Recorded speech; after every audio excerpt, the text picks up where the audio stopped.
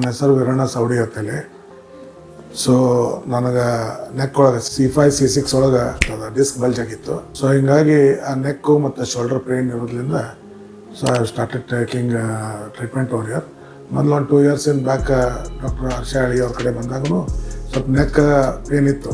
ಇದನ್ನೆಲ್ಲ ಫಿಸಿಯೋಥೆರಪಿ ಎಲ್ಲ ಮಾಡಿಸಿದ್ರು. ಸೊ ಅದಾದಮೇಲೆ ಮತ್ತು ಒಂದು 2 ವರ್ಷ ಆದಮೇಲೆ ಎಕ್ಸಾಗ್ರೇಟ್ ಆಗಿ ಅದನ್ನು ಟೋಟಲಿ ಅದೊಂದು ಸ್ವಲ್ಪ ಡಿಸ್ಕೂ ಬಲ್ಜ್ ಆಗಿತ್ತು due to some injury.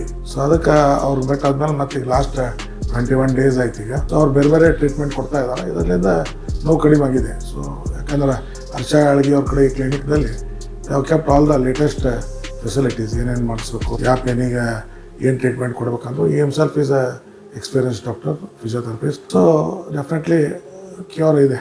Daily ಒಂದು 3-4 ಬೇರೆ ಬೇರೆ ಟ್ರೀಟ್ಮೆಂಟ್ಸ್ ಕೊಡ್ತಿರ್ತಾರೆ ಅವರು. ಮ್ಯಾಗ್ನೆಟಿಕ್ ಟ್ರೀಟ್ಮೆಂಟ್ ಇದೆ, ಅಲ್ಟ್ರಾಕ್ಷನ್ಸ್ ಇದೆ, IFTF ಮಿಷನ್ಸ್ ಇದೆ, ಮತ್ತು ಅವ್ರೂ ಆದ ಬೇರೆ ಬೇರೆ ಮಿಷನ್ಸ್ ಇದೆ. ಸೊ ಈ ಥರ ಡೈಲಿ ಬೇರೆ ಬೇರೆ ಪರ್ಸನಲ್ ಕೇರ್ ತೊಗೊಂಡು ಸೊ ಸ್ಟಾಫು ಎಕ್ಸ್ಪೀರಿಯನ್ಸ್ಡ್ ಇದೆ. So totally since the doctor himself is experience, having A more experience. So ಎಲ್ಲ ಟ್ರೀಟ್ಮೆಂಟಿಗೆ ಏನೆಲ್ಲ ಕಡಿಮೆ ಆಗಿದೆ. ಪೇನ್ ಎಷ್ಟು ಕಡಿಮೆ ಆಗಿದೆ ಸರ್? ನೀವು ಸ್ಟಾರ್ಟಿಂಗ್ ಇಲ್ಲಿ ಬಂದಾಗಿಂದ ಇವತ್ತಿನ ಎಷ್ಟು? ಆಲ್ಮೋಸ್ಟ್ ಕಡಿಮೆ ಆಗಿದೆ. ಡೆಫಿನೆಟ್ಲಿ ಯಾರಿಗೆ ಅವ್ರಿಗೆ ಗೊತ್ತಿದೆ ಹೇಳೋದು ಬೇಡ. ಹರ್ಷ ಹಳ್ಗಿ himself is already don't every one. So ಅವ್ರ ಕಡೆ ಬರ್ತಿರ್ತಾರೆ. ಡೆಫಿನೆಟ್ಲಿ ನಮ್ಮ ಫ್ಯಾಮಿಲಿ ಮೆಂಬರ್ಸಿಗೆ ಏನಾರು ಆದರೂ ದೇ ಕಮ್ ಓವರ್ ಹಿಯರ್.